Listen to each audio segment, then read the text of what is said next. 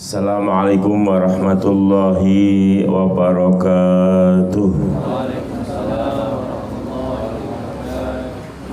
Bismillah, alhamdulillah, wassalatu wassalamu ala rasulillah Muhammad ibn Abdillah wa ala alihi wa sahbihi wa man tabi'ahu wa walah wa la hawla wa la quwwata illa billah.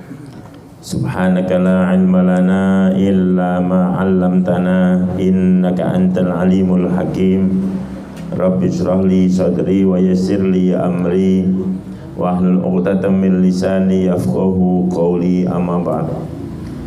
Yang saya hormati para asatid, para tokoh masyarakat, sesepuh, juga seluruh jamaah majelis taklim Darul Muhibbin Bambu Apus, yang mudah-mudahan semuanya selalu dalam ridho dan rahmat Allah Subhanahu wa ta'ala. Alhamdulillah, malam ini kita kembali dipilih Allah untuk hadir di majelis yang mulia ini.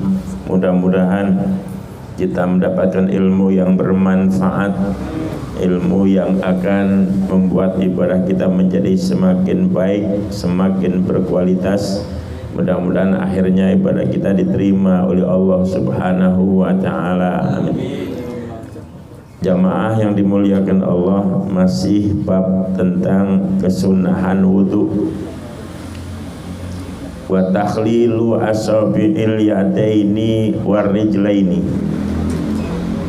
Dalam berwudu sunnah menyela jari-jari tangan dan jari-jari kaki. Ya, sunnah. Sunnah itu in wasalal ma'u ilaiha min ghairi tahlilin. Jika air bisa mencapai ke jari-jari itu tanpa harus ditahlil. Kayak tangan kita ini normal.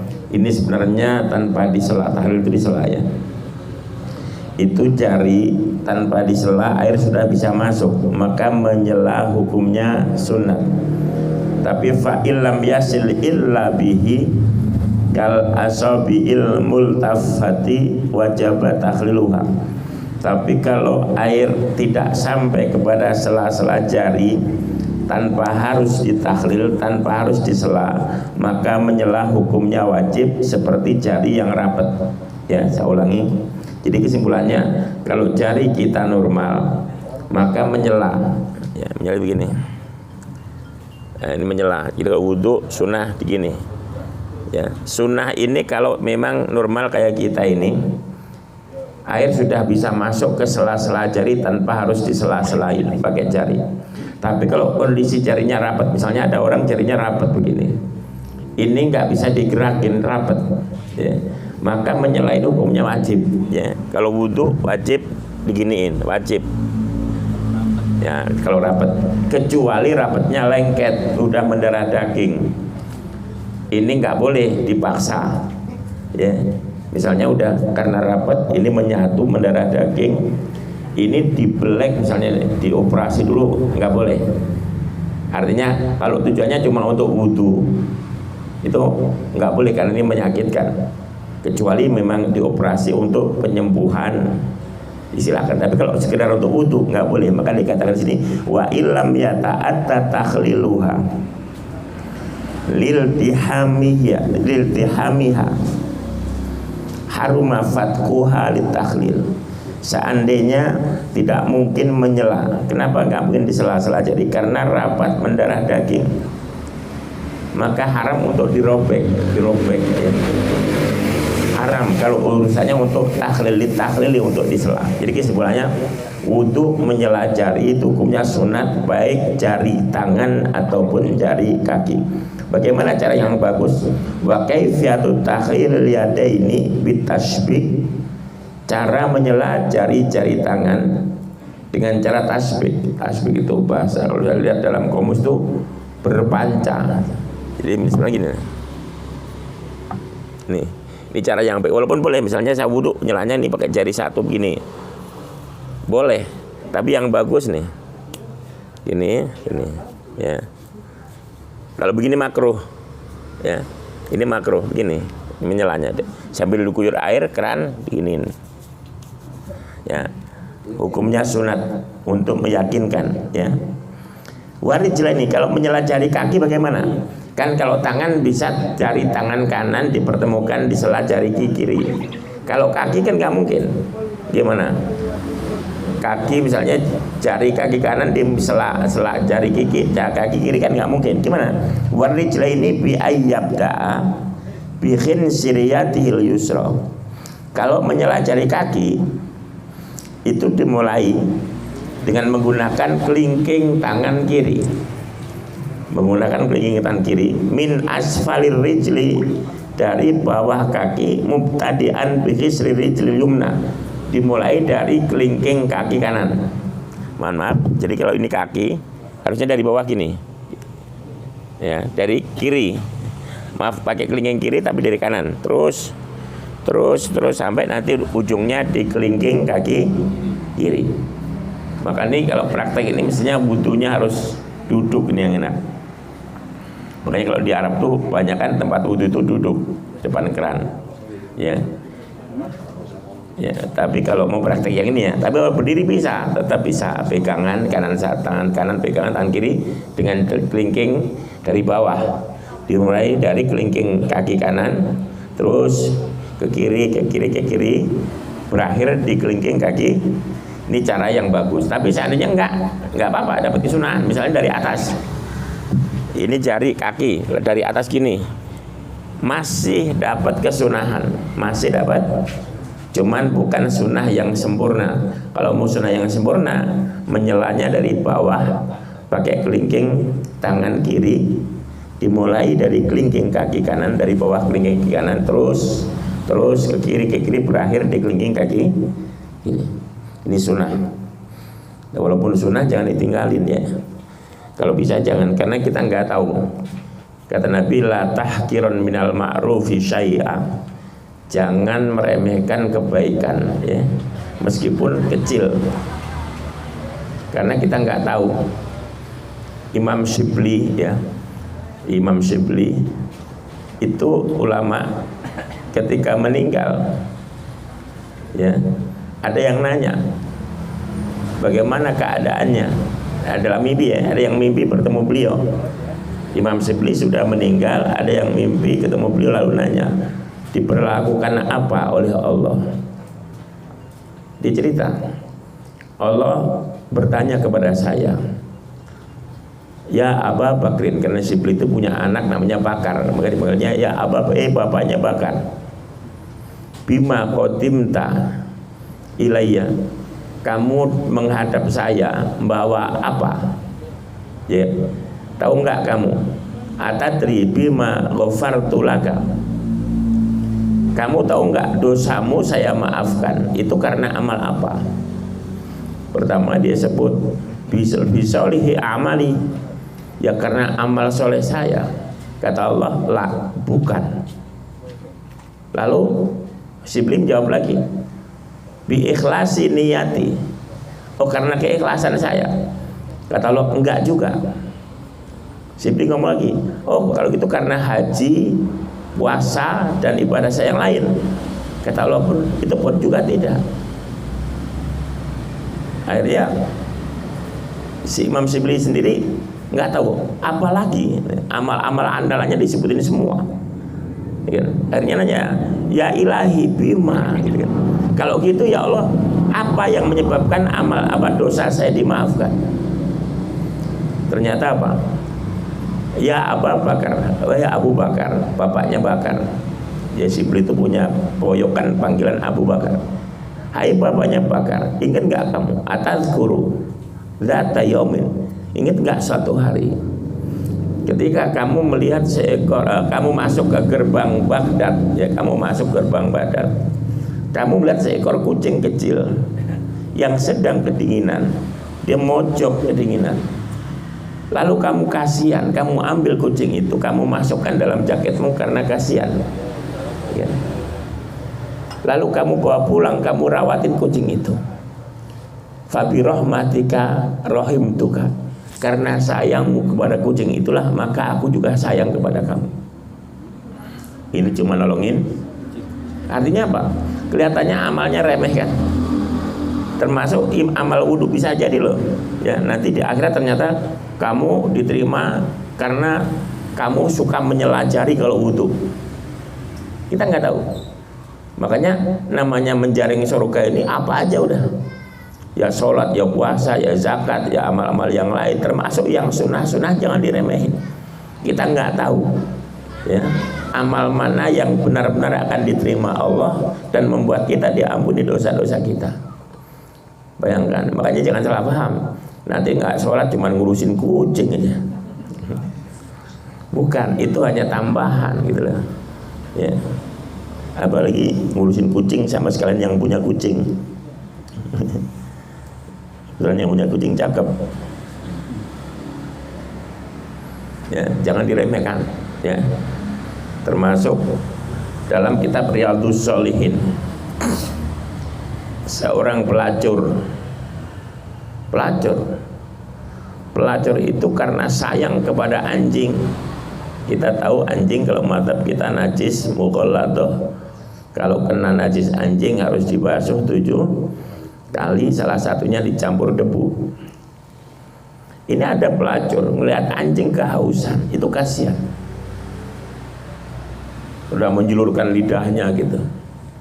Akhirnya si pelacur ini turun ngambil air di bawah, dibuka sepatunya buat ngambil, lalu digigit dan naik ya, sambil gigit sepatu yang ada air, lalu minumin anjing karena kasihan amat nih anjing. Katanya Pak, anjing ini pasti sangat tersiksa seperti saya tadi juga tersiksa, karena sama ini pelacur itu juga minum. Setelah pelacur minum melihat anjing, setelah kasih minum anjing, kata Nabi, Allah ampuni dosa melacurnya dan akhirnya masuk surga. Nah, makanya meskipun sunnah jangan diremehin. Terus wa taqdimul yumna min yadayhi wa rijlihi alal yusra minhuma, sunnah mendahulukan yang kanan dari kedua tangan dan kaki, mengakhirkan yang kiri. Artinya kalau basuh tangan sunnah yang kanan dulu, basuh kaki sunnah yang kanan dulu. Tapi untuk selain kaki dan tangan ini enggak sunnah mendahulukan yang kanan. Artinya apa? Ukurannya kalau anggota wudhu yang bisa dibasuh atau dikerjakan bersamaan sunnah bersama, seperti basuh muka. Nggak perlu muka pipi kanan dulu, ya. Dikatakan di sini wa amal udhuwani alladzani yashulu wasluhuma ma'an al khattaini fala yuqaddimul yumna minhuma bal yutahharani daf'atan wahidatan. Adapun dua anggota yang mudah dibasuh dengan bersamaan seperti kedua pipi, ya, pipi ini bisa dibasuh bersama-sama. Fala yuqaddimul yumna, maka nggak perlu mendahulukan yang kanan. Akan tapi basuhlah pipi kanan dan kiri dengan sekali basuhan. Makanya kalau mandi junub sama, mandi junub, mandi Jumat, pas giliran basuh kepala sunnah bareng, ambil gayung langsung guyur tengah kepala. Kepala sudah rata pas mau basuh badan, baru ambil yang kanan dulu, guyur sebelah kanan, terus guyur sebelah. Kenapa? Ini nggak mungkin bareng. Kenapa? Karena pakai gayung. Kecuali kita nyebur di kali, nggak mungkin kanan dulu. Kita mandinya di kali, di kolam renang, itu kan bisa sekaligus nyebur, nggak perlu mendahulukan yang kanan, tapi sekaligus, ya, karena bisa sekali. Termasuk kuping itu bisa bareng nggak? Usap kuping bisa kan? Nggak perlu kanan dulu, nggak, langsung dua tangan. Nah, kenapa? Karena bisa bersamaan. Wa dzakarul musannifu sunniyata taslitil udhwi al maghsul wal mamsuh fi qalil. Musannif itu pengarang kitab ini menyebutkan kesunahan menigakalikan basuhan dan usapan. Kan kalau wudu tangan sunnah dibasuh 3 kali. Nanti ngusap kepala yo sunnah 3 kali. Nah, kesunahan itu oleh musonib dijelaskan dalam perkataannya wat toharotu salasan salasan. Sunnah bersuci atau membasuh 3 kali. Wa fi ba'din nusakhi, nusah jamak dari nuskhoh, di sebagian salinan kitab. Artinya apa? Ada kitab Fathul Qorib yang salinan kitab itu mungkin dari murid yang lain, bunyinya bukan atau harus salasan tapi ditambah watikroru ailil maksul. Jadi atikror bahasanya, maksudnya mengulang-ulang. Jadi kalau wudu sunnah basuh muka 3 kali, basuh tangan 3 kali, basuh kaki 3 kali, ngusap 3 kali, juga termasuk ngusap telinga 3 kali. Ya. Bismillah pun sunnah 3 kali di awal itu. Mau wudu kan bismillah tuh. Bismillahirrahmanirrahim, Bismillahirrahmanirrahim, Bismillah 3 kali. Ini semua hukumnya sunnah. Sekali lagi, meskipun sunnah jangan diremehkan, karena kita nggak tahu ibadah mana, ya, belum tentu selalu yang ibadah yang besar. Imam Ghazali itu pernah satu ketika menulis buku, ya, zaman dulu kan tintanya nggak langsung ada di dalam bolpen, nggak, nyelupin dulu. Jadi pena dicelupin baru nulis, celupin nulis gitu zaman dulu. Imam Ghazali itu pernah ketika nulis kitab, mengarang kitab, pas mau nyelupin dilihat ada lalat sedang minum. Langsung Imam Ghazali berhenti. Melihat lalat tuh kasihan amat nih lalat, kelihatannya lagi aus. Akhirnya didiemin tuh lalat, ya, didiemin, minum sampai puas, sampai terbang. Ternyata gara-gara inilah Imam Ghazali diampuni dosanya oleh Allah SWT. Ketika ditanya, ada yang nanya dalam mimpi ketemu beliau, ditanya bagaimana diperlakukan Allah kayak tadi. Ternyata bukan karangan kitabnya yang banyak, bukan ibadahnya yang banyak, Allah terima dan ampuni dosanya karena sayang kepada seekor lalat. Padahal lalat ini termasuk binatang, ada pepatah Arab, man laisa lahu adab fahuwa kadzdzubab. Orang yang nggak punya adab itu seperti dzubab itu lalat. Lalat itu nggak punya adab, nggak peduli mulut kiai, dia mencelok aja, ya kan? Kurang ajar lagi, kita bikin kopi baru kita minum dikit, udah tahu lalat itu nggak punya adab, goblok lagi. Itu kadang-kadang kopi masih panas, dia muter mati.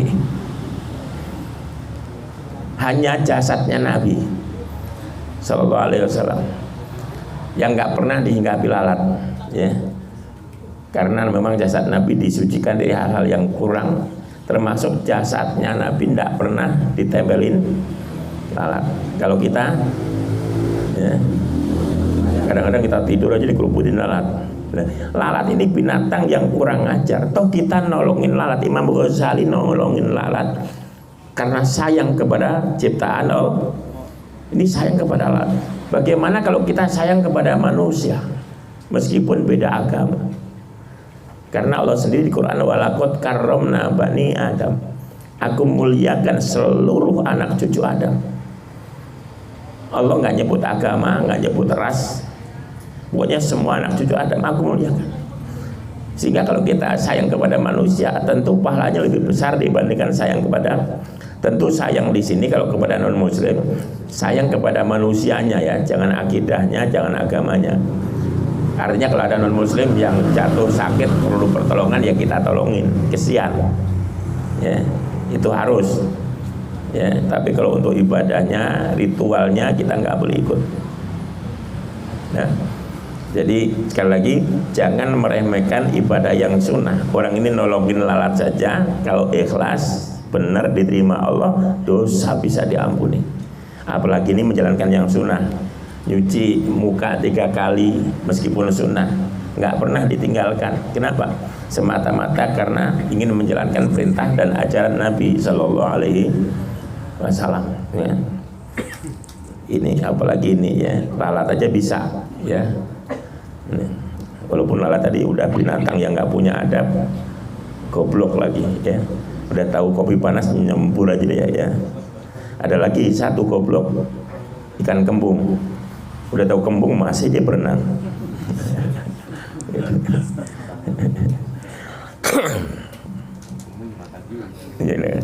Yang makan ikut kembung.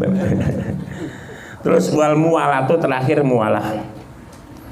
Wa yu'abbaru an habit tatabu. Muwalah itu juga diungkapkan dengan kata tatabu. Artinya apa? Berturut-turut. Berturut-turut itu apa? Artinya dia sudah membasuh satu anggota sebelum anggota yang sebelumnya itu kering. Misalnya gini, saya sudah basuh tangan sebelum muka saya kering. Saya basuh muka. Kan urutan habis muka apa? Tangan. Sebelum muka kering langsung nyambung basuh tangan. Namanya muwalah, berturut-turut atau beruntun. Ini sunat, ya. Ada pengecualian nanti di belakangnya. Sunat baik untuk mandi wudhu. Jadi boleh misalnya kita wudhu di rumah, baru basuh muka air habis, mesin mati, berangkat ke masjid, sampai masjid terusin, boleh.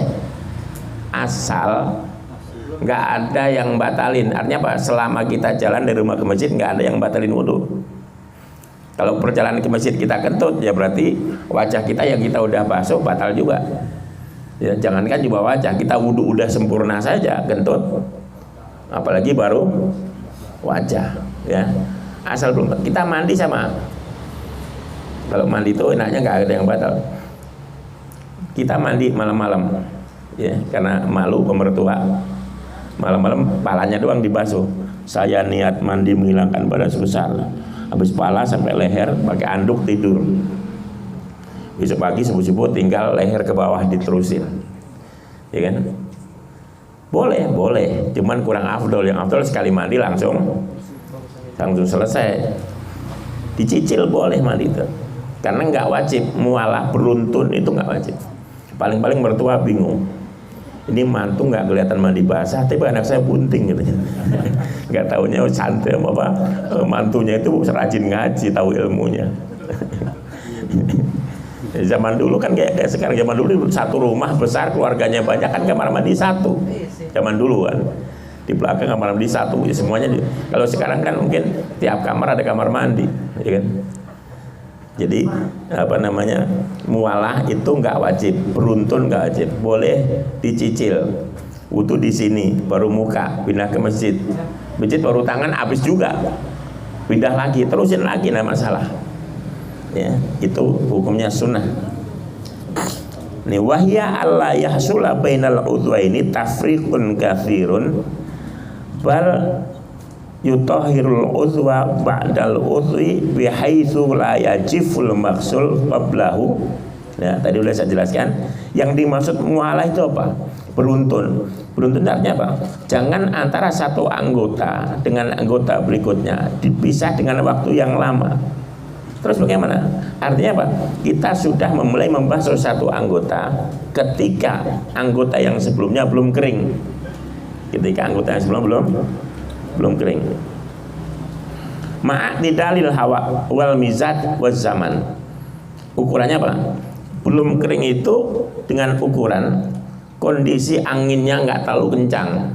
Maksudnya gini, ini kalau anginnya nggak terlalu kencang, mizat itu suhu badan saya nggak panas, sedang, nggak sakit, cuacanya nggak lagi panas, ini muka saya bisa kering butuh waktu 5 menit misalnya.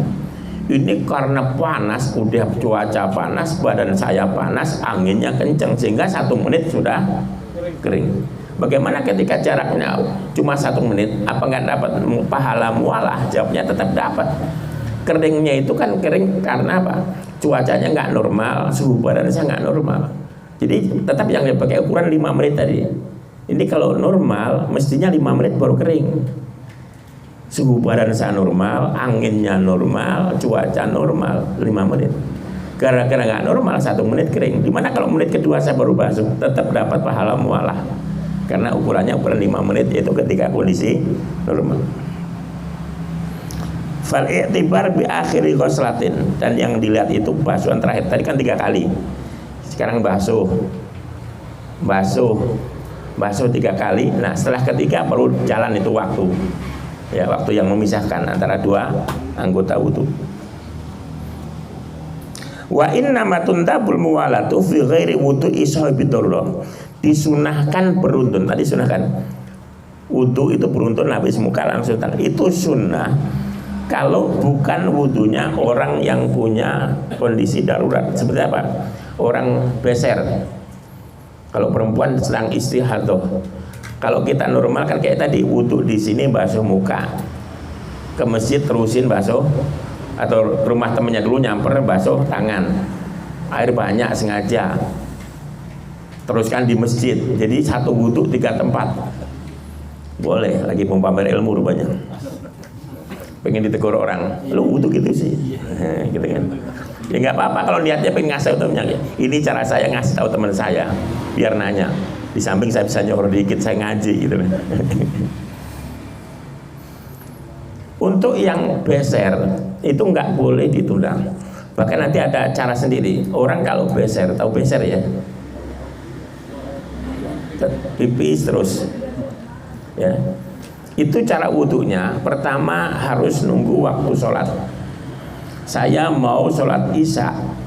Ya, kalau saya beser, saya nggak boleh wudhu sebelum adzan isya, sebelum masuk waktu isya. Tapi kalau orang yang nggak beser, normal kayak kita normal, itu isya kurang 1 jam saya udah wudhu, nggak masalah. Wudhu sebelum masuk waktu isya, terus nanti buat sholat isya. Tapi kalau orang beser nggak boleh. Kalau perempuan istihadah, darah haidnya rusak, ya, itu nggak boleh wudhu untuk sholat isya kecuali sudah masuk waktu isya. Sholat maghrib jangan wudhu sebelum masuk waktu maghrib. Itu yang beser. Kalau nggak beser, asar wudhu udah dipakai sholat asar. Pas maghrib belum batal, lagi pakai lagi itu. Sampai isya belum batal, pakai lagi. 1 wudhu 3 sholat fardu boleh. Tapi yang beser nggak boleh. Di samping syaratnya nunggu masuk waktu, ditambah lagi 1 wudhu hanya 1 kali ibadah fardu. Sehingga kalau dia kebetulan jadi khotib Jumat sekaligus imam sholat Jumat ya, mau khutbah dia wudhu, habis wudhu turun khutbah wudhu lagi untuk sholat. Kenapa? 1 wudhu hanya untuk 1 kali ibadah fardu. Khotib itu kan wajib punya wudhu, khotib Jumat ya. Kalau Idul Adha enggak, Idul Fitri enggak. Hanya khotib Jumat yang harus punya wudhu. Selain khotib Jumat tidak. Nah, tadi ya saya ulangi. Pertama nunggu masuk waktu. Begitu masuk waktu, langsung ke kamar mandi. Pertama yang dilakukan cebok. Ya cebok dulu, ambil bersih. Begitu bersih, kita harus ngakalin gimana caranya ini nggak netes keluar. Kalau perempuan itu di samping disumpel, dilapis lagi pakai softtek ya. Kalau langsung softtek nggak boleh karena nanti masih merembes. Jadi softteknya fungsinya nahan sumpel, masukin sumpel baru softtek. Itu perempuan. Kalau laki-laki biar nggak keluar dia apain? Dikaretin. Ya nasi goreng pedes dong. Atau ujungnya dikasih lakban yang merek 3M ya biar nggak gampang copot. Itu wajib ya, cebok akalin biar nggak keluar ya, terus baru wudhu dan harus segera wudhu. Begitu wudhu nggak boleh dicicil. Kalau wudhu biasa kan boleh. Begitu wudhu harus habis muka tangan sampai selesai. Begitu selesai wudhu juga harus langsung sholat. Kalau enggak, itu selesai wudhu, ngeliat TV lagi seru, berhenti dulu 5 menit lihat TV, batal. Meskipun enggak kentut. Kenapa? Kan itu mengalir terus itu kencingnya. Wudhu dia kan wudhu darurat. Jadi gimana? Harus wudhu lagi. Kecuali dia nunda sholat karena nunggu jamaah, boleh nggak apa-apa. Habis wudhu, imamnya belum datang, dia duduk nunggu imam, boleh. Ya, itu khusus ya. Jadi nggak boleh dicicil, harus harus beruntun ya. Kalau wudhu biasa boleh dicicil tadi di rumah, basuh muka, tempat teman basuh tangan, tadi masjid nerusin sapu kepala, ya. Terbasuh kaki, kalau udah imam mau udah komat baru basuh kaki, boleh, ya. Ya tapi jangan mentang-mentang boleh nanti gitu beneran ya. Sekedar kita tahu ilmu ini Ada ilmu yang sekedar kita tahu, maksudnya apa? Dipakai kalau darurat aja. Misalnya kayak tadi, tiba-tiba listrik di rumah mati, air habis. Padahal baru basuhmu tahu ilmunya, tinggal terusin. Ya, tapi kalau enggak di rumah air banyak, ngapain dicicil? Ya, kecuali tadi pamer ilmu doang. Ya, intinya kalau orang banyak ilmu itu nggak berisik, nggak kagetan. Ya. Kayak ada orang sholat cepat gitu ya. Kalau yang tahu ilmunya, yang nggak kaget. Karena ada pendapat dalam sholat itu kan ada i'tidal, ada duduk antara dua sujud. Ulama sepakat duduk antara dua sujud itu fungsinya untuk memisahkan antara sujud pertama dengan sujud kedua. Sehingga dalam sholat sunnah ya, ada ulama berpendapat seandainya dia bangun sujud pertama nggak sampai duduk, angkat baru kira-kira 20 cm, balik lagi sujud lagi, asal diam dulu ya, angkat diam sebentar, belum sampai duduk, balik lagi, itu sholatnya sah. Kan yang penting sujudnya dua, duduk antara dua sujud fungsinya hanya memisahkan, dan itu sudah dipisah oleh dia, termasuk tidak Sami Allah liman hamidah. Ini kalau yang ibadah sunat, sholat sunat, yang mengatakan i'tidal itu nggak wajib. Jadi asal bangun langsung sujud. Jadi kalau saya ngeliat orang terakhir misalnya, ya, sujud pertama bangun langsung balik lagi. Kemungkinannya dua, satu memang dia alim, tahu ilmunya, dua memang goblok. Ya. So alim gitu maksudnya. Karena bodoh itu merusak, sok pinter jauh lebih merusak. Nggak pinter sok pinter, nggak pinter tapi pengen diikutin orang, punya jamaah, punya pengikut, padahal nggak pinter tapi sok pinter, hanya modal penampilan. Itu lebih berbahaya. Karena kalau bodoh itu sesatnya sendirian, sok pinter sesat membawa orang lain, menyesatkan. Jadi dola wa dola, sesat dan menyesatkan. Ya, nah, jadi makanya kalau dalam sholat i'tidal dan duduk antara dua sujud ini disebut rukun qasir, rukun pendek. Sehingga kalau ada orang i'tidal terlalu lama, ukurannya apa? Ukurannya itu lamanya berdiri sampai cukup untuk baca Fatihah. Sami Allah liman hamidah lama, Rabbana lakal hamdu, nggak tahu diulang berapa kali.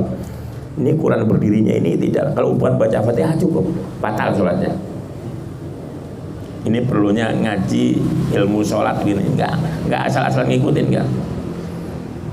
Jadi kalau ada imam kita jamaah, ini kok tidak lama banget ini.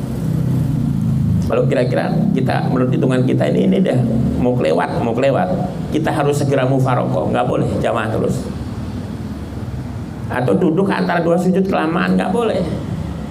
Itu rukun-rukun yang harus pendek, kecuali sujud boleh, mau 1 jam boleh. Jadi 2 kali sujud 2 jam. Ya.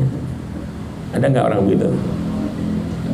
Saya yakin kalau kamu begitu, itu bukan karena sujud, kamu masih ngorok gitu. Ya ngorok gitu. Ya. Rukun qasir ya, rukun pendek, hati-hati, nggak boleh lama-lama. Ya, ntar merasa biar dibilang khusyuk, biar izin Allah, sambil Allah di mana kita lama sekali. Iya kan? Kemungkinannya 2 tadi. Ya, memang dia sebenarnya sengaja pengen, atau makan bodoh tadi, ya. Dan kita harus mufarokoh. Kalau melihat itu harus mufarokoh. Kalau memang kita menurut keyakinan kita udah melanggar, kita wajib memisahkan diri. Kita nggak boleh nerusin jamaah. Itu nggak boleh. Ya. Karena memang tadi apa? Rukun qasir, ya. Termasuk jadi imam. Ini terutama di Jakarta ini saya sering melihat imam bacaannya terlalu panjang. Ya. Dari mana saya tahu terlalu panjang? Kan saya ngetes. Habis sholat itu saya nanya orang, menurut ente tadi bacaan surahnya pas, kurang, apa kepanjangan? Beberapa orang caranya kepanjangan. Dulu guru guru saya bilang, kalau ada imam surahnya kepanjangan berarti nggak ngaji fikih. Nabi itu kalau jadi imam surahnya pendek, baru kalau sholat sendiri surahnya panjang. Saya merhatiin imam, jadi imam surahnya panjang satu, coba kalau sholat sunat terus lihat, butuh sholat sunat cepat banget dia. Salah. Kalau mau sholat sendiri silahkan panjang. Tapi kalau jadi imam jangan terlalu, ya tapi juga jangan terlalu pendek. Bismillahirrahmanirrahim, Yasin, Allahu Akbar.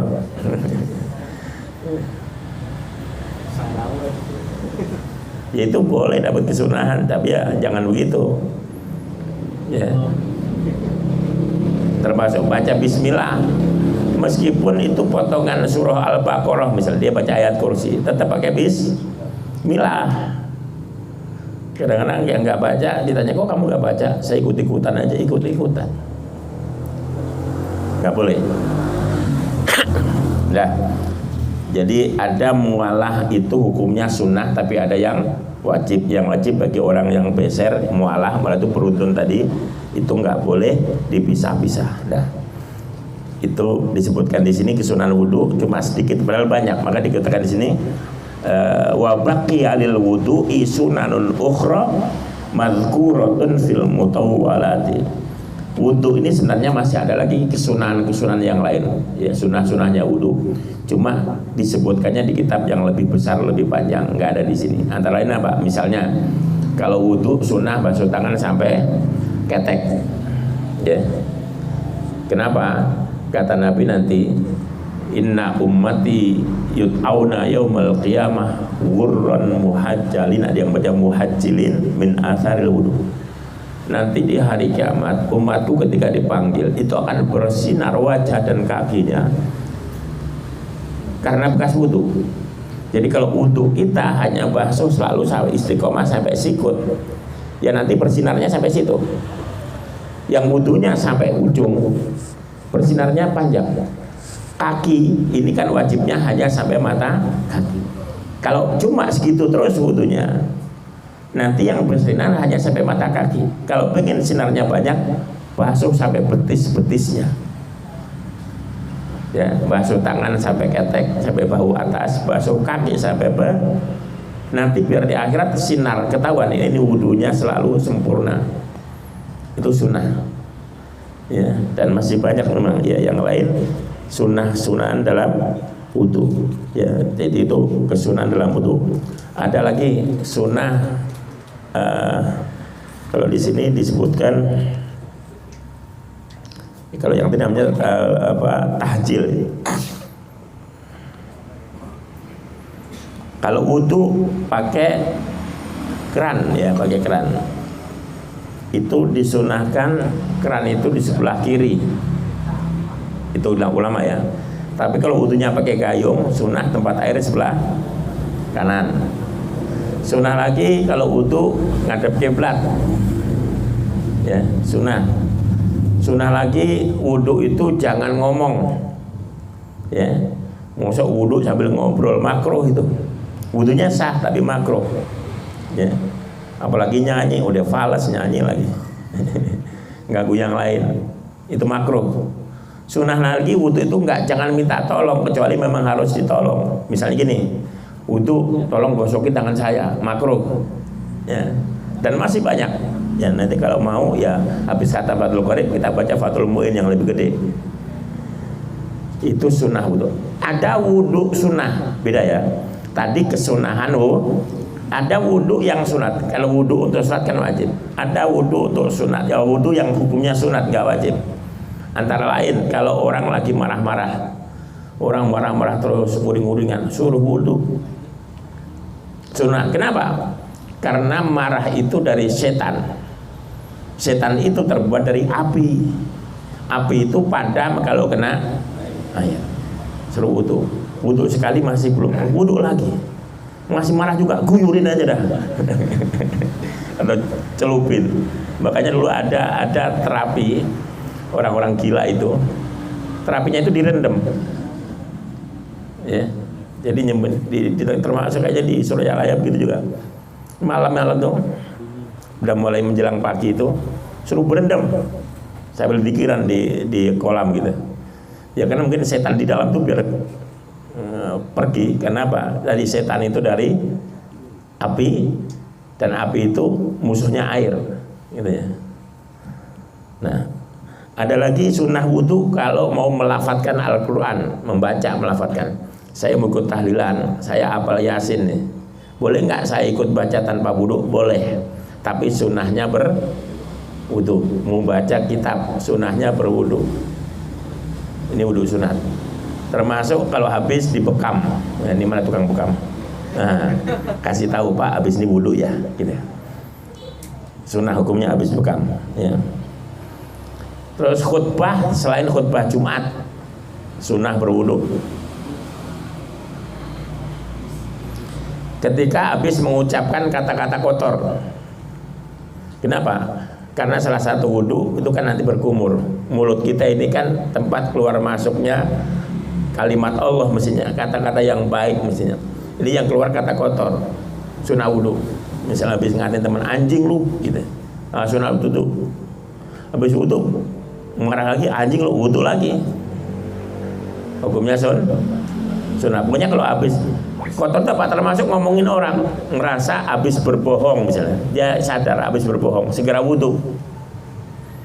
Merasa habis ngomongin orang, segera wudhu. Itu wudhu yang sunat. Kalau yang tadi kita bahas, sunnahnya wudhu. Nah, mungkin ada pertanyaan. Ya segitu aja pertanyaan, kalau ada silakan. Assalamualaikum Pak Kiai. Waalaikumsalam. Masalah, sebutkan nama dulu biar kenal. nama saya Pak Mubadi. Masalah ini Pak wudhu minta tolong itu sama orang kalau misalkan minta diguyurin gitu, bagaimana itu?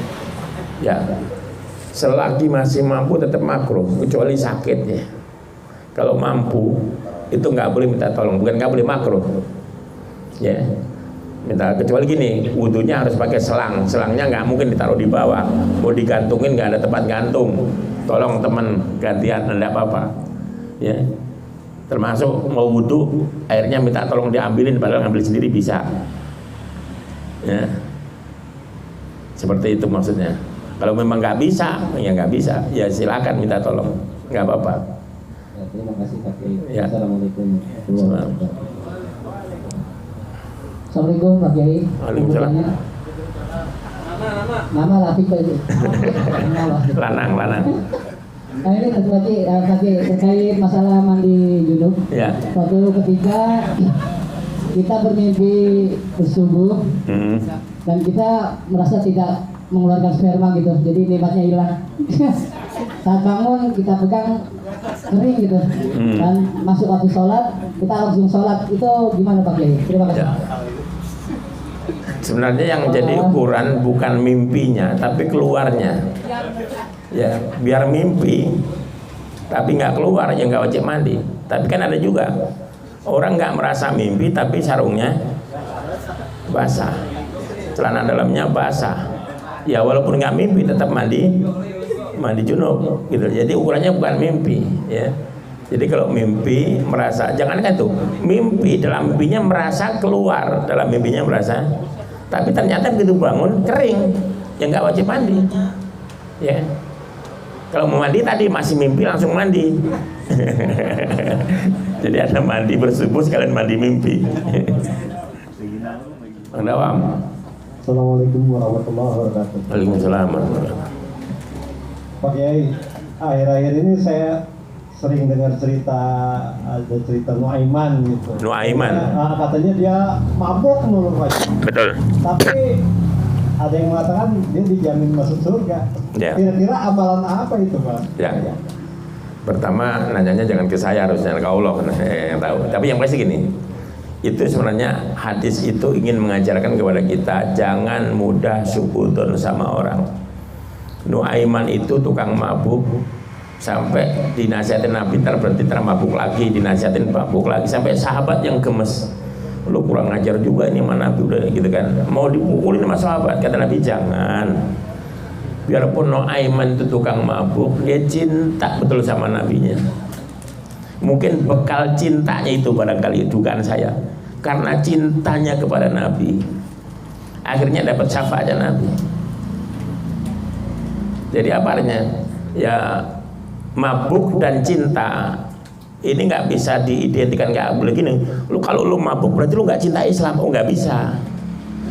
Lu nggak sholat berarti lu nggak cinta Nabi. Oh, nggak bisa. Contohnya Nuaiman itu, Nabi membenarkan. Nuaiman memang mabuk tapi dia cinta sama Nabi. Dulu orang Madura, ada orang di sini ya.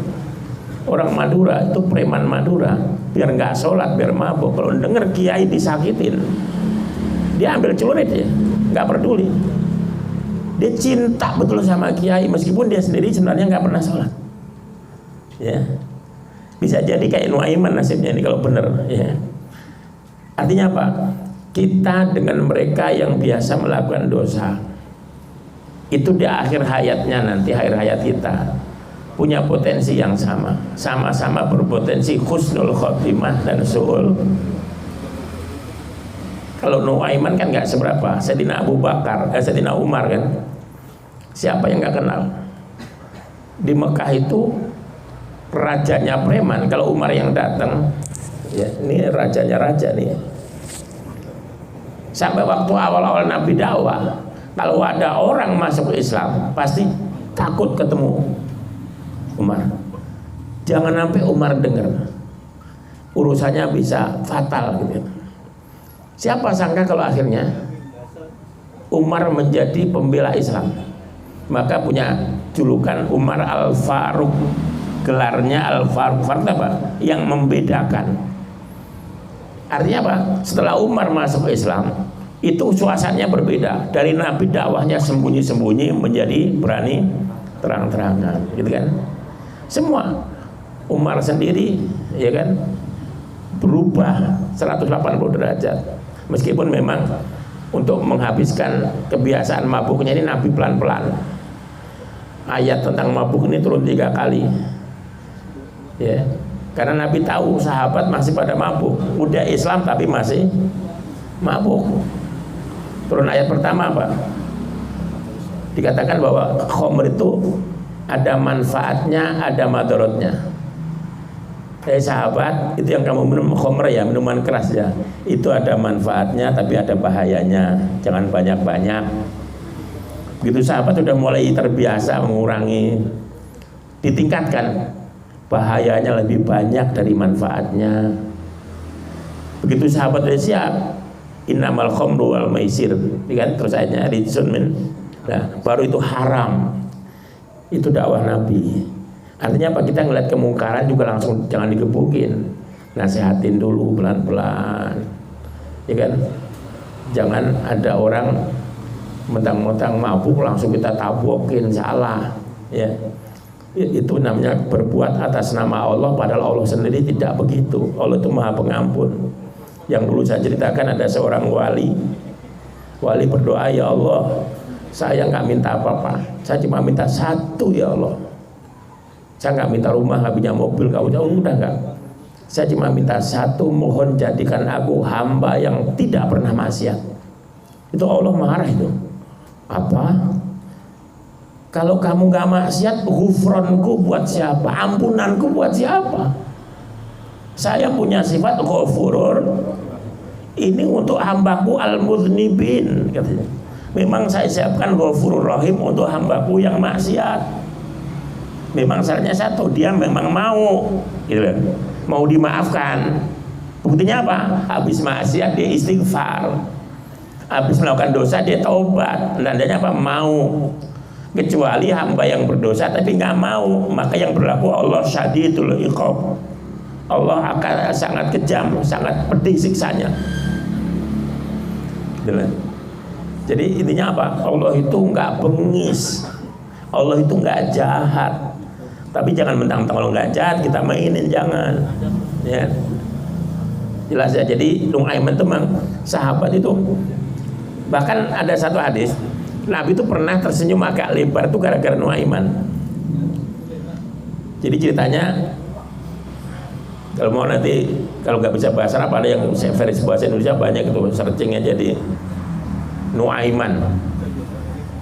Nabi itu menyenangi, suka satu makanan, ada orang lewat, yang dijual itu makanan kesukaan Nabi. Kalau mungkin kalau sekarang ada kiai suka durian, tukang durian lewat, wah durian bagus ini, Mas boleh nggak saya utang buat Rasul? Oh boleh, utang, kasih Rasulullah.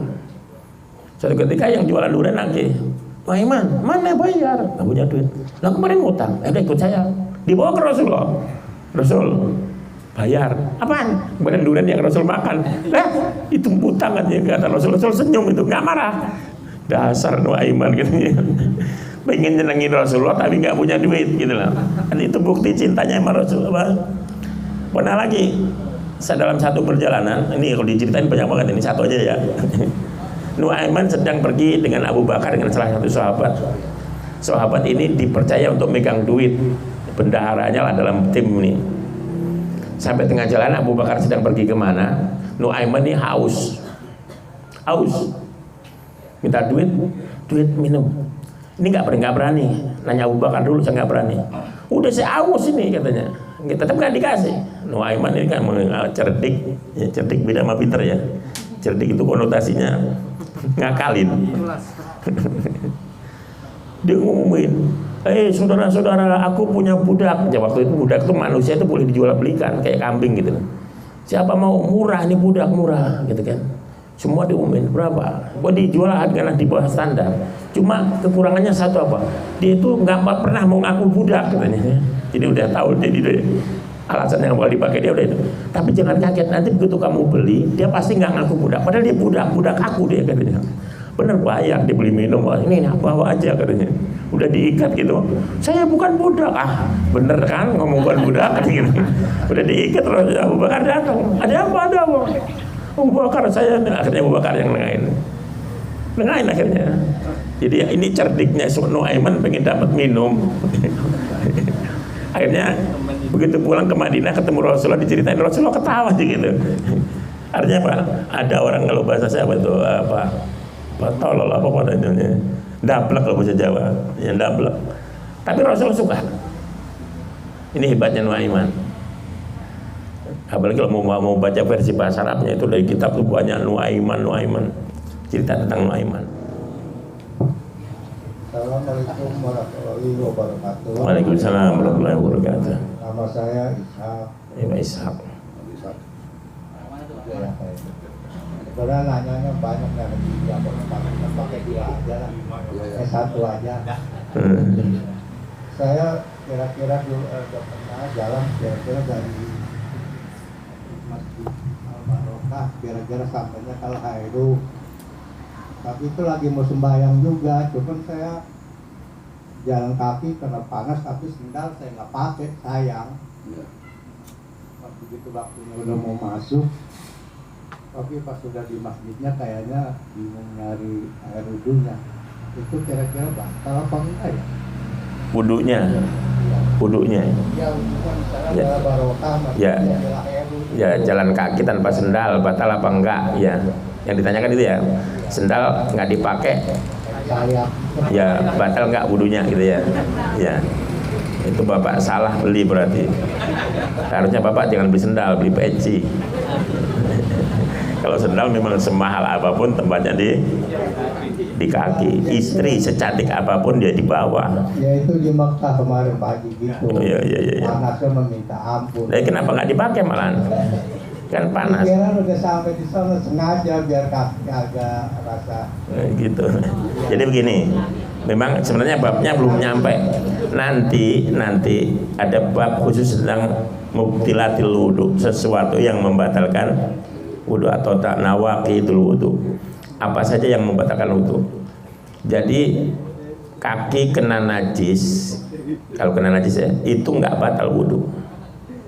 Ya, kena najis ini nggak batal wudu. Kalau saya udah wudu, tangan saya kena najis, ya udah cuci aja tangan. Sebab kalau batal berarti saya harus ngulang berwudu. Ini enggak. Kalau misalnya tadi begitu ke masjid nginjek najis, ya kakinya aja dibasuh. Kalau nggak nginjek, yakin lihat jalan aspal nih, nggak nginjek najis, langsung naik masjid boleh, langsung sholat. Asal nggak nginjek najis. Kan kalau tanah kan nggak najis. Ya, tanah itu nggak najis. Yang ada tanah terkena najis. Tanah sendiri aslinya nggak najis. Ya, makanya tanah kita dibuat dari tanah, memang tanah itu nggak najis. Maka untuk berwudu nggak ada wudu, tayamum, ya kan pakai tanah juga itu, ya kan, itu nggak najis, ya. Jadi jelas ya, jadi nggak usah wudu lagi karena kena najis tidak membatalkan wudu. Ya cukup. Ya. Minggu depan sekali lagi. Ya, insya Allah. Ya. Amin. Ya, itu aja.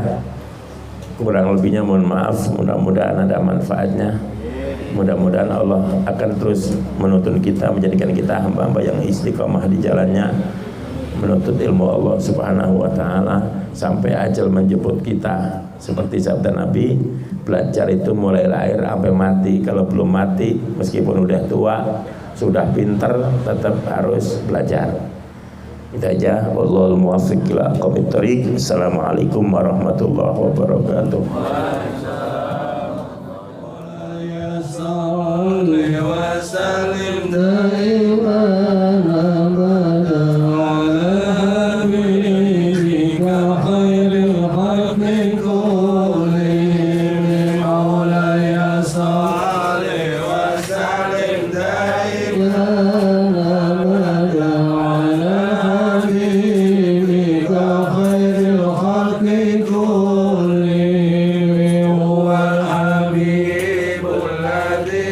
يا شفاعة